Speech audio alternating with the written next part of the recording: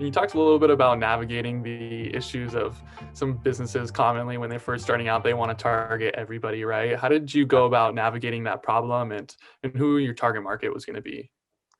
So initially, like I said, when I first started, I wanted to be marketing to everyone. I wanted every police department, every fire department, every ambulance company, every security company.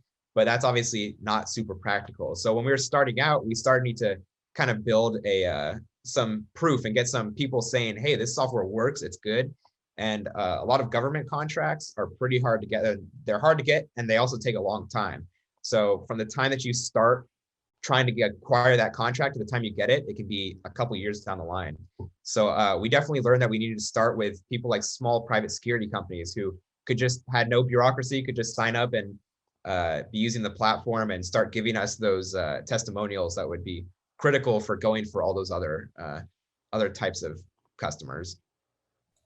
Got it. And why don't you tell us a little bit about some of these student recommendations and how you think they're going to help you achieve some of your goals?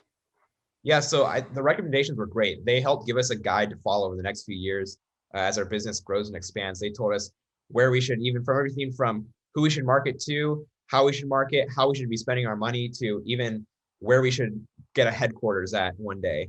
So, it was really valuable to kind of give us that guiding light over the next few years as we expand and grow. So we're not just kind of shooting in the dark.